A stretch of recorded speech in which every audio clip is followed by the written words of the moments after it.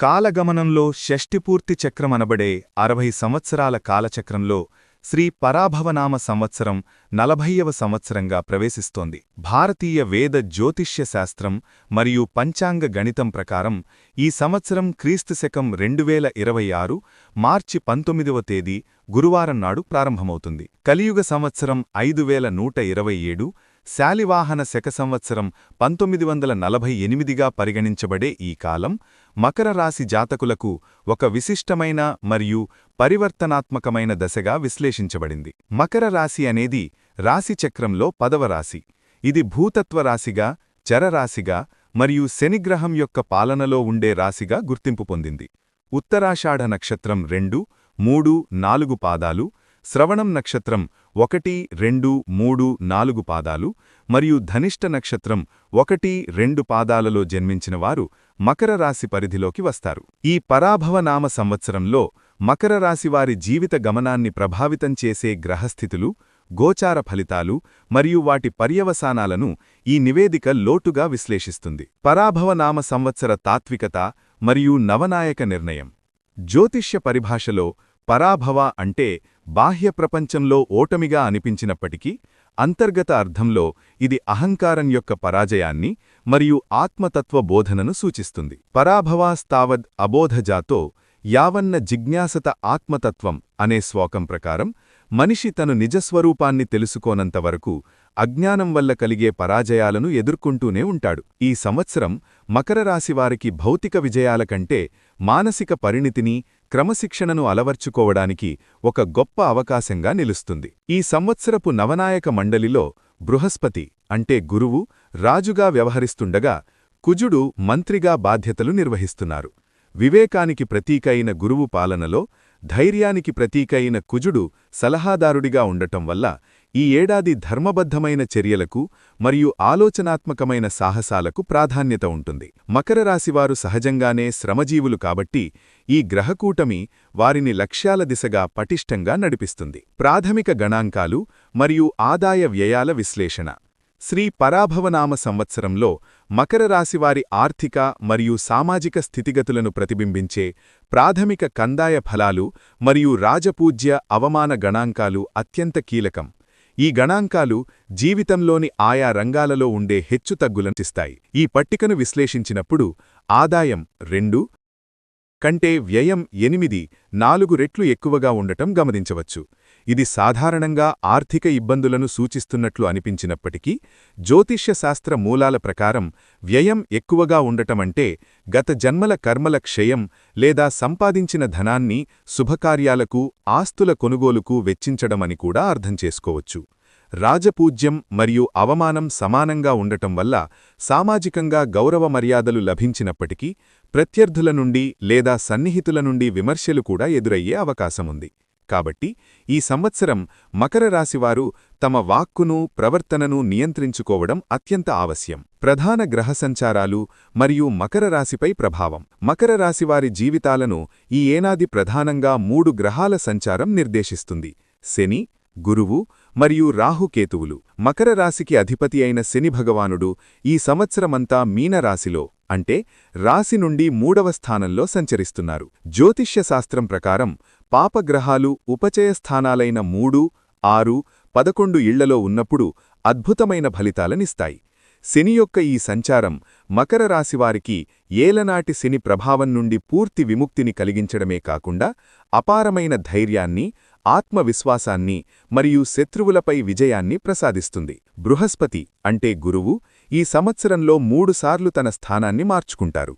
సంవత్సరం ప్రారంభం నుండి జూన్ 1 వరకు మిథున రాశిలో అంటే 6వ స్థానంలో సంచరిస్తూ శ్రమను పెంచినప్పటికీ ఆరోగ్య విషయాల్లో జాగ్రత్తలను సూచిస్తారు.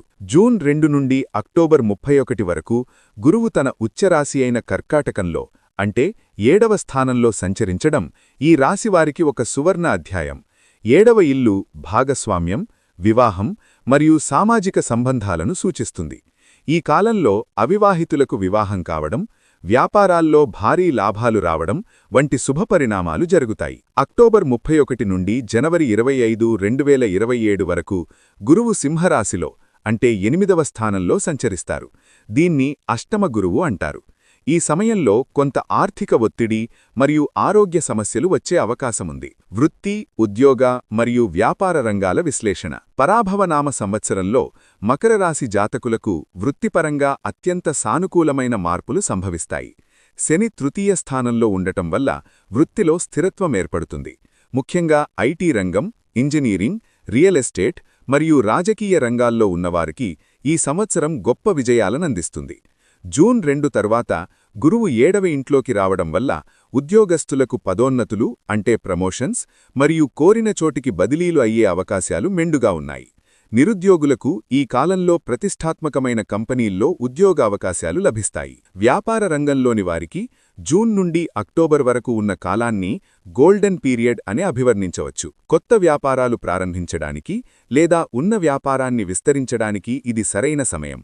ఫ్యాక్టరీ ఓనర్లు, ఎగుమతి దిగుమతి వ్యాపారస్తులు మరియు చిల్లర వర్తకులు అంటే రీటైలర్స్ మంచి ఆదాయాన్ని పొందుతారు. అయితే డిసెంబర్ 6 తర్వాత జన్మరాశిలో రాహువు ప్రవేశించినప్పుడు వ్యాపార నిర్ణయాల్లో తొందరపాటు పనికిరాదు. భాగస్వాములతో ఒప్పందాలు చేసుకునేటప్పుడు అన్ని పత్రాలను క్షుణ్ణంగా పరిశీలించాల్సి ఉంటుంది.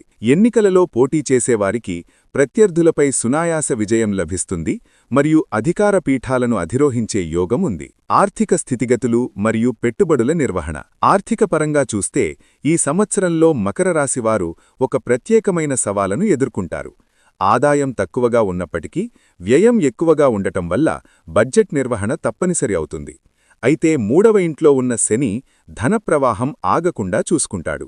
అంటే ఖర్చులు ఉన్నప్పటికీ ఆ ఖర్చులను తీర్చడానికి కావలసిన ధనం ఆకస్మికంగా లేదా వివిధ మార్గాల ద్వారా అందుబాటులోకి వస్తుంది. రియల్ ఎస్టేట్ రంగంలో పెట్టుబడులు పెట్టేవారికి ఈ సంవత్సరం విశేషంగా కలిసివస్తుంది. పాత ఆస్తులను అమ్మడం ద్వారా లేదా కొత్త భూములను కొనుగోలు చేయడం ద్వారా దీర్ఘకాలిక ప్రయోజనాలను పొందుతారు.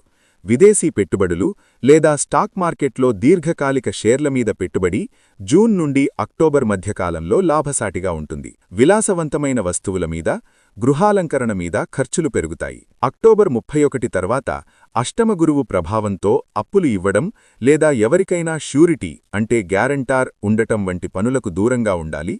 లేని పక్షంలో ధన నష్టం కలిగే అవకాశముంది. కుటుంబ జీవితం, వివాహం మరియు సంతాన ఫలితాలు. మకర రాశివారి కుటుంబ జీవితం ఈ సంవత్సరంలో అత్యంత ఆహ్లాదకరంగా ఉంటుంది. గత కొన్ని సంవత్సరాలుగా కుటుంబంలో ఉన్న చికాకులు, గొడవలు శని ప్రభావంతో తొలగిపోతాయి. జూన్ 2 తర్వాత గురువు 7వ ఇంట్లోకి రావడం వల్ల ఇంట్లో శుభకార్యాలు జరిగే సూచనలు ఉన్నాయి.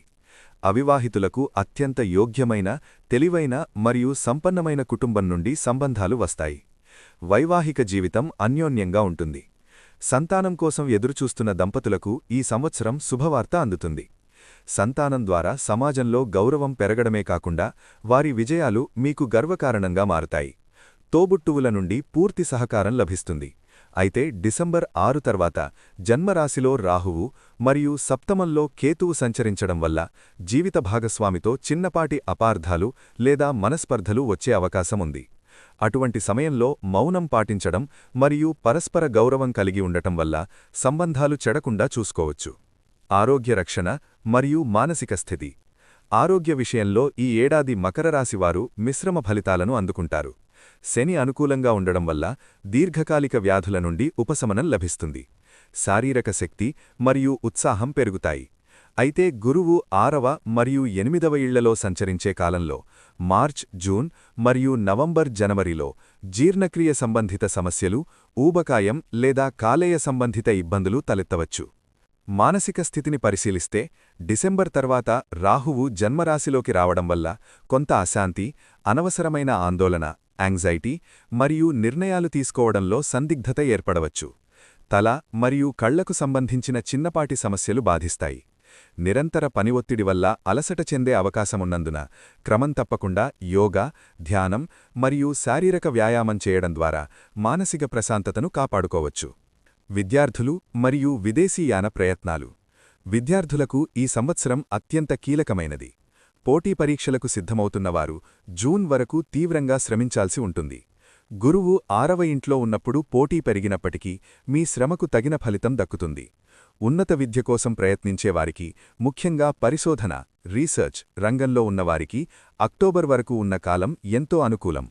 విదేశీయానం చేయాలనుకునే మకర రాశివారికి ఈ సంవత్సరం ఆశించిన ఫలితాలను ఇస్తుంది. వీసాలు రావడం, విదేశాల్లో ఉద్యోగం లభించడం లేదా విదేశాల్లో ఆస్తులు కొనడం వంటి పనులు సులభంగా పూర్తవుతాయి. ఇతర దేశాలను సందర్శించడానికి లేదా తీర్థయాత్రలు చేయడానికి ఈ సంవత్సరం అనేక అవకాశాలు లభిస్తాయి. విదేశాల్లో ఉన్నవారికి గ్రీన్ కార్డ్ లేదా పౌరసత్వం లభించే సూచనలు బలంగా ఉన్నాయి. నక్షత్రాల వారీగా సూక్ష్మ విశ్లేషణ. మకర రాశిలో ఉన్న 3 నక్షత్రాల జాతకులకు ఫలితాల తీవ్రతలో మార్పులు ఉంటాయి.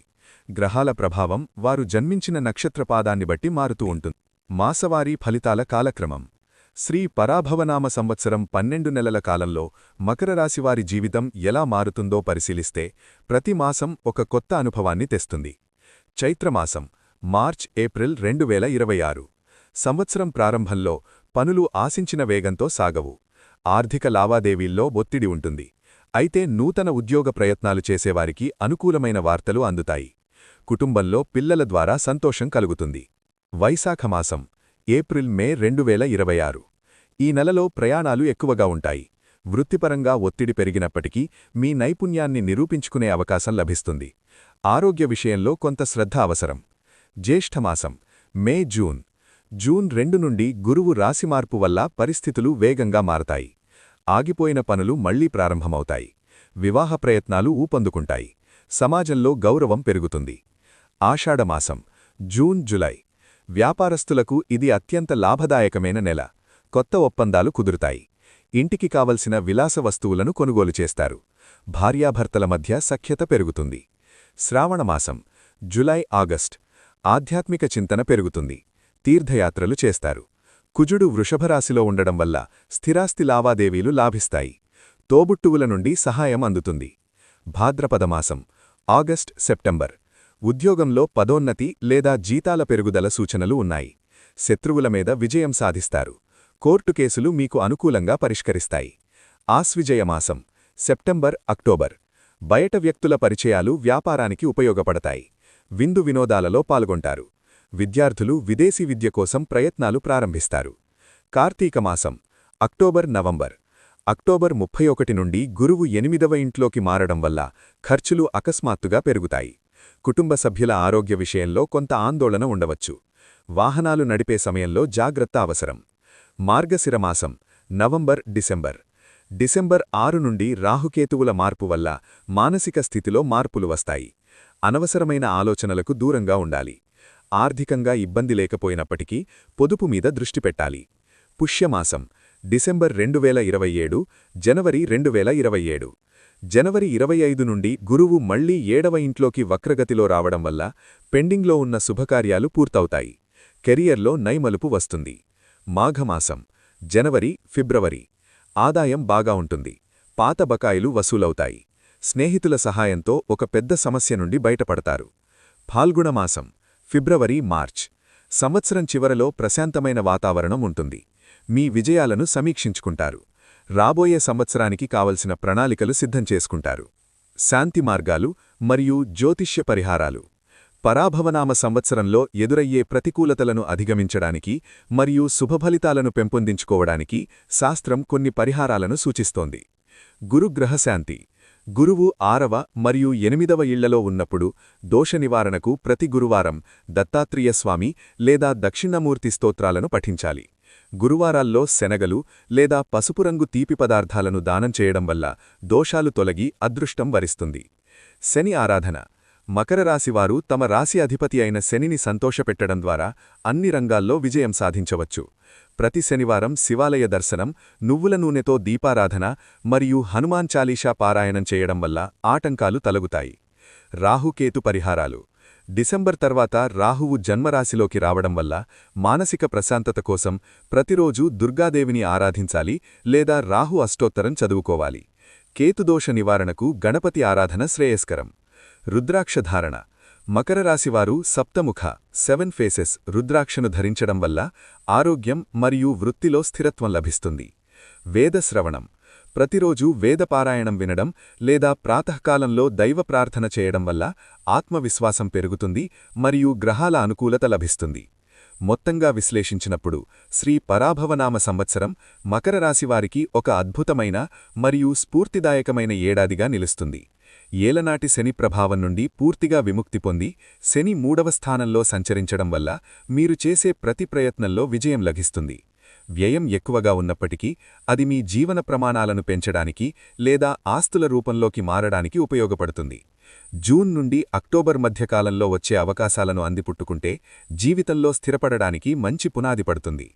ఆరోగ్య విషయంలో మరియు డిసెంబర్ తర్వాత కలిగే మానసిక ఒత్తిడి విషయంలో కొంత జాగ్రత్త మరియు క్రమశిక్షణతో కూడిన జీవనశైలిని పాటిస్తే ఈ సంవత్సరం మకర రాశివారు తమ కలలను సాకారం చేసుకుంటారు.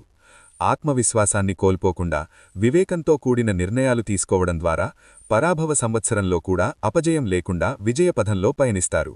గ్రహాల అనుకూలతను సద్వినియోగం చేసుకుంటూ సూచించిన పరిహారాలను పాటిస్తే ఈ సంవత్సరం మకర రాశి జాతకుల జీవితాల్లో ఒక కొత్త వెలుగును నింపుతుంది.